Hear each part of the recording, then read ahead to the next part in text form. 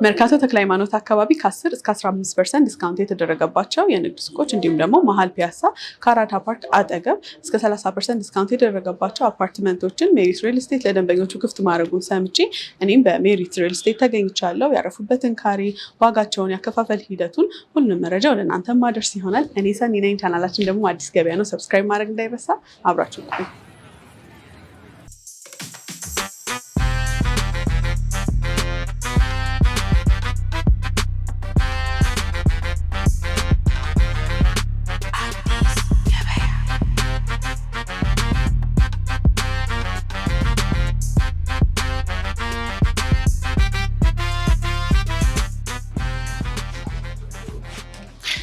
ሰላም እንዴት ናቸው? እንግዲህ በቀን እስከ 200,000 ሰው የሚጎበኘው ማርኬት ፕሌስ ላይ ነው የንግድ ሱቅ እየገነባችሁ እንዳላችሁ የሰማሁት። ትክክል። መሀል መርካቶ ተክለ ሃይማኖት አካባቢ በጣም ብዙ ሰው ሱቅን በደንብ የሚፈልግበት ቦታ ላይ ዘመናዊ አድርጋችሁ እየገነባችሁ እንዳላችሁ ነው የሰማሁት። እኔ እሱን መረጃ ለማድረስ ነው የመጣሁት።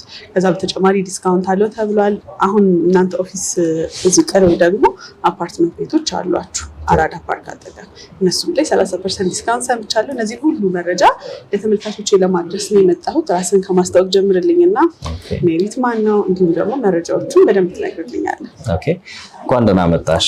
በቅድሚያ ያው በደንብ የምንከታተለው የምንወደው ሚዲያ ነው። ስለዚህ ጥሩ መረጃ እናቀርብልሻለን። የሰማሽው ነገር በሙሉ ትክክል ነው። ቆንጆና የተመረጡ ሎኬሽኖች ላይ መኖሪያ ቤትና ሱቆችን በመሸጥ የሚታወቀው ሜሪት ሪል ስቴት ዋና ቢሮ ላይ ነው እንግዲህ ዛሬ የተገኘሽው። ያው እንግዲህ መጀመሪያ ሲነሳ ማናችሁ ከሚል ነገር ነው መነሳት ያለበት። ኦኬ፣ ከኔ ልጀምራው። ትክክል ነሽ። እኔ ኪሩቤል እባላለሁኝ የሜሪት ሪል ስቴት የሽያጭ ሱፐርቫይዘር ነኝ። ሜሪት ማን ነው? አዎ፣ ሜሪት ሪል ስቴት እንግዲህ ላለፉት 15 ዓመታት በተለያዩ የቢዝነስ ሴክተሮች ላይ ሲሰራ የቆየ ድርጅት ነው። ከነዛ ውስጥም ላብነት ያህል ለምሳሌ ፎሪ ትሬኒንግ የዘይት አምራችና አከፋፋይ ራሱን የቻለ ካምፓኒ ነው። እሱ የኛ እህት ኩባንያ ነው። በተጨማሪም አማና ፒፒአር እና አማና ኢምፖርት ኤክስፖርት የሚባሉ ሌሎች ሲስተር ካምፓኒዎች አሉን። ያ ማለት አማና ፒፒአር የፒቪሲ ስራዎችን፣ የቧንቧ ስራዎችን የማምረትና የኮንስትራክሽን ዘርፉ የማቅረብ ስራ ነው የሚሰራው። እንደዚሁም ደግሞ አማና ኢምፖርት ኤክስፖርት የሀገር ውስጥ ቡናን ለዓለም አቀፍ ገበያ በደንብ አድርጎ ፕሮሞት የሚያደርግልን ነው። ከኛ ስራ ጋር ግን በደንብ ሪሌትድ የሚያደርገው ተጣፊ ኮንስትራክሽን የሀገር ውስጥ ስራዎችን በደንብ አድርጎ ጥርት ባለ ሁኔታ ድልድዮችን፣ የተለያዩ ስራዎችን ሲሰራ የቆየ አሁንም ሳይት ላይ በደንብ አድርጎ የሚያግዘን አብሮን የሚያለማ ድርጅት ነው ማለት ነው። በጣም ጥሩ። ሰው እንግዲህ እኔ በራሴ ወደ እናንተ ከመምጣቴ በፊት ስለ መርካቶ ሪሰርች ሳረግ ካገኘሁት ነው በቀን እስከ 200,000 ሰው እንደሚጎበኛት መርካቶን ያወቅኩት እና በዛም ትርፋማ ይሆናሉ እዛ ቦታ ላይ ገዝተው የንግድ ሱቅ ቢነግዱም ቢያከራዩም እንዲሁም ደግሞ ቢሸጡትም ትርፋማ ይሆናሉ ብዬ ስላመንኩበት። እናንተ ግን እንደ ባለሙያ አካባቢው ለንግድ ምን ያህል ምቹ ነው? ኦኬ፣ ጥርጥር የሌለው ነው። አሁን እኛ ማንኛውም ሰው በአዲስ አበባ ላይ የሚኖር ሰው የት መስራት ትፈልጋለህ ቢባል መርካቶን ላይ መርጥ አይችልም። መርካቶና ተክለ ሃይማኖት አካባቢው ዙሪያው ላይ የሚታወቀው በምንድን ነው? በንግድ እንቅስቃሴው ነው። ቅድም እንዳልሽው ነው 200,000 ሰው በቀን ቪዚት የሚያደርገው ቦታ ማለት ፐር ሃወር ወደ 13,500 ሰው ቪዚት ያደርገዋል ማለት ነው። ያ ማለት ምንድን ነው? ሁሉንም ማርኬት በአንድ ማግኘት ስለሚችል፣ ልብሱንም ሸማውን ሁሉንም ነገር በአንድ ቦታ ላይ ማግኘት ስለሚችል ነው። ያ ምንድን ነው ያለውን ነገር ያቀልለታል ለገዢ ማለት ነው። በዛው ልክ ደግሞ ገዢ ያለ ማለት ሻጭም ትርፋማ ይሆናል ማለት ነው፣ ከሎኬሽን ዋይዝ ማለት ነው። እኛም እያንዳንዱ ሳይቶቻችንን ስንመርጥ ሎኬሽን ዋይዝ ተጠንቅቀንና ገዢዎች ከኛ ቢገዙ ያተርፋሉ የሚለውን ነገር መጀመሪያ አናሊሲስ ሰርተን የምናቀርበው። ስለዚህ ያለ ጥርጥር አዋጭ የሆነ ቦታ ላይ ነው ሱቅ እንዲገዙ እየጋበዝን ያለው። በጣም ጥሩ። ሰው መርካቶ ሰፊ ናት። መርካቶ ምኑ ጋር ነው የምትገነቡት ቦታ ኤግዛክት? እንዲሁም ደግሞ በደንብ ተቋራጭ መንገዶች ከፊትም ከኋላም በቂ መንገድ መንቀሳቀሻ አለው ወይ? ከዛም ደግሞ ሰው የሚያሳስበው መርካቶ ላይ ፓርኪንግ ነው። ማንም ሰው ሄዶ መገብየትን ያስባል፣ ግን መኪና የታቆሚ ነው። ስለዛ ያስ ነገር ተቀርፏል አሁን በምትገነቡበት ህንፃ ላይ? በጣም ቆንጆ ጥሩ ጥያቄ ነው የጠየቅሽን። ምክንያቱም ለብዙ ለደንበኞች ይሄ ፔን ፖይንት ነው እና አሁን አካባቢውን ስንመለከት ኤግዛክት ሎኬሽኑ የቱ ጋር ነው ላልሽኝ፣ መርካቶ ተክለ ሃይማኖት የቤተክርስቲያኑ ሱቆች አጠገብ ላይ ነው ያለው ማለት ነው። ያ ማለት ከተክለ ሃይማኖት አደባባይ ወደ ጥቁር አንበሳ በሚወስደው ወይም ደግሞ በተለምዶ ጎማ ቁጠባ በሚባለው መንገድ ላይ ያለ ነው። አስፋልት ዳር ያለ በአራቱም ዳይሬክሽን መንገድ ያለው ነው። ያ ማለት ወደ በርበሬ በረንዳ የሚያቋርጥ መንገድ አለው። ጎንና ከኋላው ደግሞ ሳይድ ኤንድ ባክ ሮድ ያለው ነው። ፊት ለፊቱ ያው ትልቁ መንገድ አለ ራሱን የቻለ ማለት ነው። ስለዚህ ሎኬሽኑ በጣም ምቹ ነው። ከንግድም አንፃር መርካቶ ተክለ ሃይማኖት ላይ ነው ያለው ሳይታችን ማለት ነው። ቅድም እንዳልሽው የኛ ችግር ያው የብዙዎቹ ችግር ምንድነው? የመኪና ማቆሚያ ነው። እኛ ቢልት አፕ ስፔሱ 6787 ካሬ ሜትር ላይ ያረፈ ነው። ህንፃው ያረፈበት ማለት ነው። ግሮሱ 8000 ነው። ግን በዚህ ካሬ ላይ ሲያርፍ እኛ 2 ቤዝመንት አዘጋጅተናል ለመኪና ማቆሚያ ማለት ነው። ስለዚህ ያ ማለት ምንድነው? ወደ 13500 ካሬ ሜትር ስፋት ያለው ፓርኪንግ ከ2 ቤዝመንት እናቀርባለን ማለት ነው። ያንን እንደው አጋነን ብናየው አንድ መኪና 8 ካሬ ላይ ይቆም እንኳን ብለን ብናስብ 1050 መኪና ባንዴ ማቆም የሚችል የፓርኪንግ ስፔስ እንሰጣለን ማለት ነው። አዎ ንግድ ላይ አሁን በጣም ብዙ ሰው የሚቸገረው ምንድነው? ለምሳሌ መርካቶ ዛሬ ሄደሽ ብትገቢ ቢያንስ 1.52 ኪሎ ሜትር ርቀት ላይ ነው የምትቆሚው። እንደዚህ የመኪና ስርቆት በተስፋፋበት ጊዜ ላይ ኢንሴኩሪቲ ይሰማሻል። እኛ መጀመሪያ ኮምፈርቱንም ሳታጡት ሴፍ በሆነ መንገድ ላይ ፓርክ አድርጋችሁ የኛው ህንጻ ስር ቆማችሁ ከኛው ጋር ሁሉንም ነገር ታገኛላችሁ ነው ያለው። ስለዚህ ይሄንን አለመምረጥ አይችልም ሰው። ለዛም ይሄ ለገዢው ምቹ ስለሚያደርግ እዛ ያለው ነጋዴ በበቂ ሁኔታ ንግዱን መፈጸም ይችላል ማለት ነው። ነጋዴው ደግሞ የሚያሳስበው መርካቶ ላይ ስቶር ነው። ስቶሩ ሌላ ቦታ ነው፣ ንግድ ሱቁ ደግሞ ሌላ ቦታ ነው። ከዛ ወደዚህ ማንቀሳቀሱ ራሱ ሌላ ስራ ነው። እናንተ ስቶር ላይ እንዴት ታስቦበታል ወይ? እናንተ ህንፃ ላይ ስቶር ማግኘት የሚችሉም ከሆነ ከሱቅ ባለፈ አሁን የምትጠይቂያቸው ጥያቄዎች እኛ ጋር ሁሉም መልስ አላቸው። ምክንያቱም እዛ ጋር ያለውን ንግዱ ቆንጆ ሆኖ ሳለ ግን ተሞክሮ ወይም ደግሞ ያለን ልምድ ጥሩ ስላልሆነ እንቅስቃሴው ላይ እሱን ማከም ነው ያዝ ነው እኛ ማለት ነው። ስለዚህ እኛ አሁን 4ኛ ፎቅ ላይ ሙሉ ቢልት አፕ ስፔሱን የተውንለት ቢልት አፕ ኤሪያውን ለስቶር እና ለዌራውስ ነው። ምክንያቱም አሁን ቅድም የጠየቅሽኝ ጥያቄ ነው። መርካቶ ያለ ሱቅ ስቶሩ ወይ በጣም ሩቅ ነው የሚሆነው። ስለዚህ እዚህ ላይ ካልኩሌት የማያደርገው ትራንስፖርቴሽን ኮስት አለ። በሰዓቱ መሸጥ ያለበትን ለነገ ማሳደር አለ ማለት ነው። እዚህ ግን ሳይቱ ራሱ ምቹ ነው። ምክንያቱም የዕቃ ሊፍቶችም ስላሉት ከ4ኛ ፎቅ ከስቶር አውርዶ ወደ ሱቆቹ ላይ ቀጥታ ዲስትሪቢዩት ማድረግ የሚችልበት ሁኔታ ስላለ ይሄንንም በደንብ አስበን ነው እየሰራንበት ያለ ነው። ያው እንግዲህ ሳልጠይቅህ አያይዘህ የዕቃ ሊፍትም እንዳለ ነገርከኝ፣ ስቶርም አለ፣ የመኪና ማቆሚያ ሰው ሁሉም ችግር መርካቶ ላይ አሁን ላይ እንደ ችግር ለገዥም ለሻጭ የሚያስቸገሩት ነገሮች ተቀርፎ ነው በአሚኒቲ በሎኬሽኑ ዋይዝ እየተገነባ ያለው። ወደ ዋጋቸው ልምጣ። መርካቶ ላይ እንግዲህ ሱቅ ውድ ነው። ኢቭን የቁልፍ ሽያጭ ውድ ነው ለክራይ። ለራሳቸው የማይሆንን ሱቅ ቁልፍ ሲገዙ ለክራይ እንኳን በጣም ውድ ነው። እና እናንተም በዛ ልክ አስወድዳችሁ ነው ይዛችሁልን የመጣችሁት ወይስ ዋጋው ተመጣጣኝ ነው? አይ እንደዛ አይደለም። እኛ በጣም ባላንስ ያደረገ ዋጋ ነው እየሸጥን ያለ ነው። ሌላው ደግሞ ምንድነው እኛ ጋር ቢገዛ አንድ ሰው ዋጋ መቀነሱ ብቻ ወይ ደግሞ ባላንስ የሆነ ዋጋ ማድረጋችን ብቻ አይደለም፣ ኔት ኤሪያ ብቻ ነው የምንሸጥበት። ያ ማለት ለማይ ነው ይሄ ለደረጃና ለኮሪደር የተባለ የተጋነነ ሽያጭ ወይ ደግሞ የተጋነነ ብር አይከፍልም ማለት ነው። እኛም ሽያጫችን ላይ እነሱን ታሳቢ አላደረግንም ማለት ነው። ኮመን ኤሪያ እዛ ላይ ካተተ በፍጹም እኛ ጋር 22 ካሬ ቢገዛ አንድ ሰው 22 ካሬው ነው የሚረከበው ከግርግዳ መልስ ያለ የካሬ ስፋቱን ማለት ነው። ዋጋችንም ሜንሽን አደርግልሻለሁ ወደኋላ በጣም ባላንስ ያደረገ ዋጋ ነው። ኮመን ኤሪያ ብዙ ጊዜ ሪል ስቴት ላይ ተወርቶ የማያውቅ ነገር ነው፣ ግን ሲገዛ ገዢው መጥቶ እዚህ ሲሰማው አዲስ የሚሆንበት ነገር ነው። ለኮሊደር ለመኪና ማቆሚያው እንደዚሁም ደግሞ ለሌላ እዛ ህንፃ ላይ ለተጠቀሟቸው ቦታዎች እንደ ሂሳብ ተካቶ ከፍሎ የሚገዛው ነገር ነው እና እሷ ለመካተቱ ደግሞ በጣም ጥሩ ይመስለኛል። እንግዲህ የካሬ አማራጭ ከስንት ጀምሮ ማግኘት ይችላሉ? ሱቆቹ የሚሆኑት ከፍ ላሉት ነው፣ አነስ ላሉት ነው፣ ከፍ ያሉትም አነስ ያሉትም የንግድ ዘርፎች መካተት ይችላሉ የሚለውን እስቲ አያይዘን። በጣም ቆንጆ። ያው እንግዲህ አንድ ሪል ስቴት እንደ ሪል ስቴት ሲነሳ ሁሉንም የማህበረሰብ ክፍል መያዝ አለበት የሚል ሀሳቤ ነው እኛ እንደ ድርጅት ያለን ማለት ነው። ስለዚህ እኛ ለዝቅተኛውም ማህበረሰብ መካከለኛውንም ከፍተኛውንም በጋራ ሀሳቡን ፉልፊል ማድረግ ነው የያዝ ነው። ያ ማለት መጀመሪያ ስንነሳኛ ከ11 ካሬ ጀምሮ ነበረን የንግድ ቤት 11 16 ካሬ ሜትሮች ነበሩ። ግን ደግሞ ያው ሰው ከአቅምም አንፃር ቶሎ መጥቶ ኢንቨስት ስለሚያደርግ አሁን ላይ እነሱ ስቶኮች እጃችን ላይ የሉም። ግን ደግሞ አሁንም ከነሱ በጣም ያራቀ በጣም ባላንስ ያደረገ ቆንጆ ሱቆች አሉ። 22 እና የ32 ካሬ ሜትር አማራጮችን እንደዚሁ እንግዲህ ለሽያጭ አውጥተናል አሁን ላይ ማለት ነው። ከረንትሊ አቬለብል ስቶካችን 22 እና 32 ካሬ ሜትሮቻችን ናቸው። ተጨማሪ ደግሞ እንደዚህ በጣም ትልልቅ ዩኒቶች ለሚፈልጉ ደንበኞቻችን እስከ 100 ካሬ ሜትር እና ከዛ በላይ በመርጂንግ ኦፕሽን ገዝተው መስተናገድ ይችላሉ ማለት ነው። መልካም። ህንጻው G+4 ከግራውንድ ፍሎር ጀምሮ ዋጋው እንደው ስንት ነው የሚለውን የካሬ ዋጋውን ንገረኝ። ኦኬ ያው ከግራውንድ ጀምሮ እስከ 4ኛ ፎቅ ነው መጀመሪያ ሜንሽን እንዳደረግኩልሽ። ሱቆቹ ግን ከረንትሊ እየሸጥናቸው ያለ ነው ከግራውንድ ፍሎር እስከ 3ኛ ግራውንድ 1 2 እና 3 ነው እየሸጥን ያለ ነው ማለት ነው። እንግዲህ ከግራውንድ ፍሎር ጀምሮ ዋጋቸው ምን ያህል ነው የሚሆነው? ኦኬ ያው እንግዲህ እኛ ጋር ደንበኞች ሲመጡ ግልጽ እንዲሆንላቸው እንደዚህ ሪሰፕሽን ላይ ነው አስቀምጠን የምንጀምረው የዋጋ ሊስታቸው። ሁሉን ነገር ኢች ኤንድ ኤቭሪ ዲቴል እዚህ ላይ አከፋፈሉ እንዴት ይሆናል የሚለውን ነገር ፕሮግረስ ዋይዝ ሲከፈልም በምን አይነት ስቴጅ ላይ እንከፍላለን የሚለውን ነገር የፕራይስ ሊስታችን በደንብ አድርጎ ግልጽ አድርጎ ማሳየት የሚችል ነው። ግን ደግሞ እዚህ ጋር ግልጽ ለማድረግ ያህል ለምሳሌ 22 ካሬ ሜትሩ ግራውንድ ላይ ያለው አጠቃላይ ዋጋው 8,690,000 ብር ነው የሚሆነው። የዚህ ቅድመ ክፍያው የሚሆነው 2,607,000 ብር ይከፍላል ማለት ነው። ቀሪውን በአንድ ዓመት ጊዜ ውስጥ በ7 ዙር ያለምንም አይነት ተጨማሪ ወለድ ፊክስድ ፕራይስ አሬንጅመንት በመጠቀም ነው የሚከፍሉት።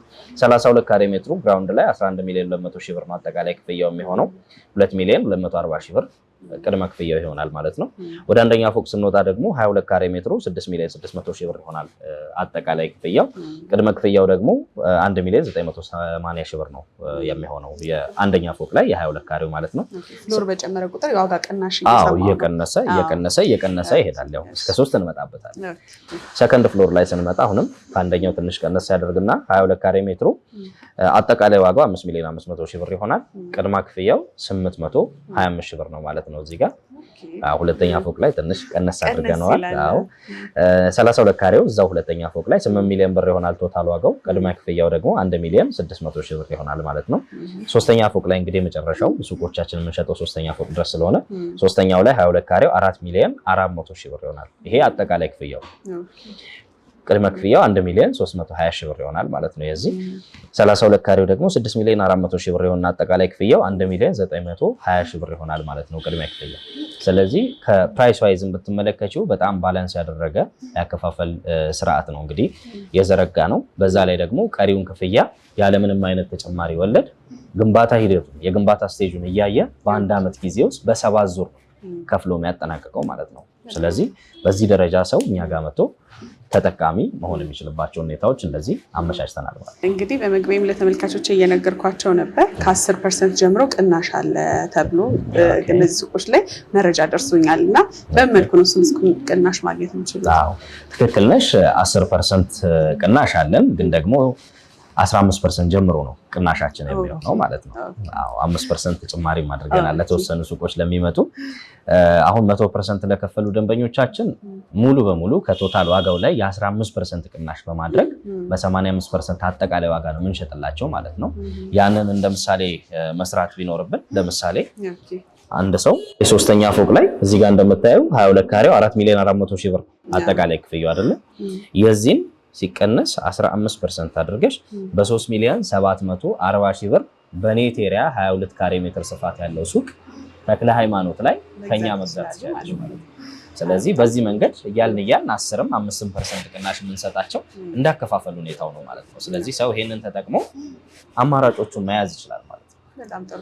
ከወደ ሜሪት ከዚህ ቀደም ብቅ ስል እዚህ ፒያሳ አራዳ ፓርክ አጠገብ የመኖሪያ አፓርትመንት አድርሼ ነበር ለተመልካቾች። አሁንም እዛ ህንፃ ላይ መኖሪያ ቤት ማግኘት ይችላሉ ወይ? ማግኘት የሚችሉ ከሆነ ከባለ ስንት መኝታ ጀምሮ ክፍት አለ?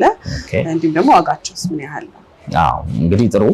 ከዚህ በፊት ስንሸጫቸው የነበሩ ሳይቶች ላይ የተወሰኑ ስቶኮች አሉን። አሁን ላይ ቆንጆ አማራጭ 2 እና 1 መኝታ ቤት አሉን።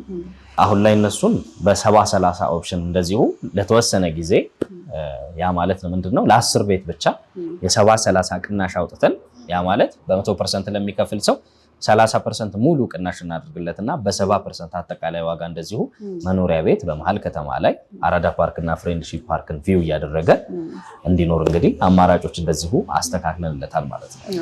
እንደው እስቲ ዋጋቸውስ ምን ያህል ነው? ኦኬ እንግዲህ የመኖሪያ ቤቱን ካልኩሌት እያደረግን ብናየው ብዬ ነው። መኖሪያ ቤታችን እንግዲህ ያው 2 መኝታ ቤት ስፋት ያለው 80 ካሬ ሜትር ነው። ያ ሲሆን ደግሞ 75 ካሬ ኔት ነው ምንሸጠው። ይሄ ለደረጃ ለሊፍት ብለን 20-30 ካሬ ሜትር አንቆርጥም በጭራሽ ማለት ነው። 5 ካሬ ሜትር ብቻ ታሳቢ አድርገን በ75 ካሬ ሜትር ኔት ነው እዚህም ጋር እየሸጥን ያለ ነው ማለት ነው። እንግዲህ ሜሪት ላይ ከምታየው ትልቁ ኳሊቲ ኔት ኤሪያ ላይ ፎከስ ያደረገ የቤቱ ስፋት ላይ እና ጥራት ላይ በደንብ ትኩረት ያደረገ ስራ እንደምንሰራ በዚሁ ማስተዋል ትችላለሽ። ያ ምንድነው የ80 ካሬ ሜትሩ አሁን አጠቃላይ ክፍያ የሚሆነው 10 ሚሊዮን ብር ነው ቶታል ዋጋው የሚሆነው። ከዛ ላይ አድቫንስ ቅድመ ክፍያ ከፍሎ መስተናገድ ለሚፈልግ ሰው 10% ያህሉ 1 ሚሊዮን ብር ይከፍልና ቀሪውን በ11 ዙር በ36 ወራት ጊዜ ውስጥ ያለ ወለድ እንደዚሁ እሱን ክፍያ የሚከፍልበት ሁኔታ እንደዚሁ እናመቻችለታለን ማለት ነው። ግን ደግሞ ቅድም እንዳልኩሽ የ70-30 ዲስካውንት እየሰጠን ስለሆነ ይሄንኑ 80 ካሬ ሜትር በዲስካውንት መግዛት ለሚፈልግ ሰው የ30% ሙሉ ቅናሽ ስናደርግለት የ10 ሚሊዮን ብሩን ቤት በ7 ሚሊዮን ብር አጠቃላይ ዋጋ የራሱ ማድረግ ይችላል ማለት ነው። 3 ሚሊዮን ብር ቅናሽ 3 ሚሊዮን ብር ማለት ነው። ግን ይሄ ለሁሉም ቤት የሚያገለግል አይደለም። አሁን ላይ ለወጡት ለ10 ቤቶች ብቻ ነው ያ የሚያገለግለው። ስለዚህ ቀድሞ መምጣትም የትርፍ አንድ አካል ነው። እንግዲህ ተመልካቾች ቀድሞ መጥተው ይህን እድል ሊጠቀሙ መልክቴ ነው። ካመኑበት እዚህ ቦታ ላይ ኢንቨስት ብናደርግ ትርፋማ እንሆናለን ብለው ካሰቡ 3 ሚሊዮን ብር ቀልድ አይደለም። ከእናንተው ሱቅ በቅድመ ክፍያ መግዛት ይችላል። እዛ 22 ካሬ እዚህ ጋር ሌላኛው ደግሞ አንድ መኝታ ቤታችን 49 ካሬ ሜትር ነው ስፋቱ። ከሱም ላይ 5 ካሬ ሜትር ነው እንግዲህ ለኮመን የምናነሳለት። ያ ማለት 44 ካሬ ሜትር ኔት ኤሪያ ስፋት ያለው አንድ መኝታ ቤት አማራጭ አለን። እንደዚሁ የእሱ አጠቃላይ ክፍያ እዚህ ጋር ማየት እንደምንችለው 6 ሚሊዮን 125 ሺህ ብር ነው ቶታል ዋጋው የሚሆነው። ከዚህ ላይ አንድ መኝታው 15% ቅድመ ክፍያ ስለምናደርግ 918750 ብር ይከፍላል።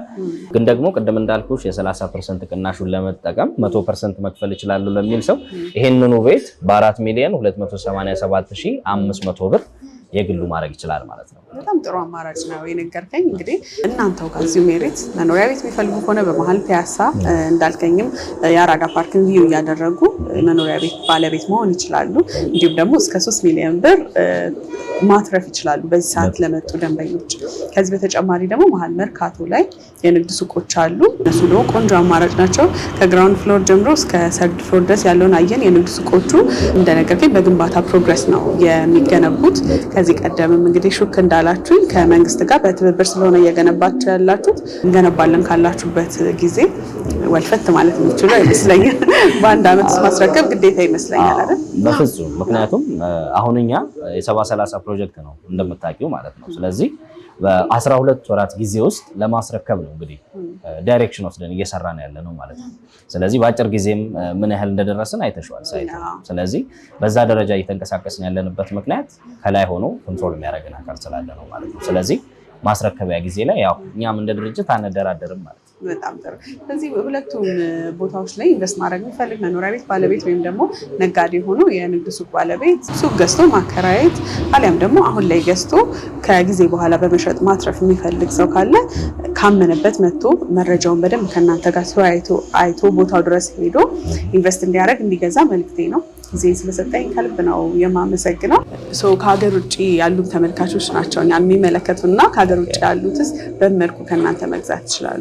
ኦኬ፣ ጥሩ ጥያቄ ነው የጠየቅሽኝ። ያው ብዙ ሰው ያነሳዋል ይሄንን። ግን ደግሞ እኛም በጣም ብዙ ከውጭ መጥተው ኢንቨስት የሚያደርጉ ደንበኞቻችንን እንግዲህ የምናስተናግድበት የተለያዩ መንገዶችን አስተካክለናል። ያ ማለት ምንድነው?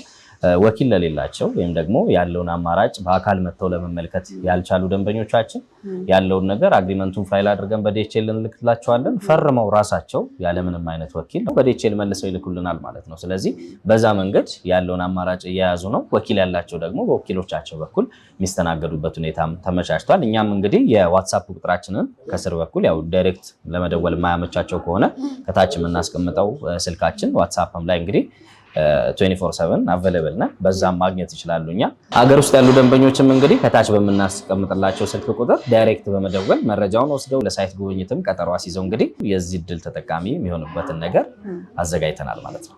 መልካም። እኛም እንግዲህ ደወል አድርገው የሚፈልጉትን መረጃ ከእናንተ እንዲጠይቁ ከሀገር ውጭ ያሉ ባሉበት በዋትሳፕ በቴሌግራም እናንተን ኮሚኒኬት በማድረግ መረጃ እንዲወስዱ መልክቴ ነው። ጊዜን ስለሰጠኝ ከልብ አመሰግናለሁ። መልካም ገበያ ይሁንላችሁ። መልካም ቀን።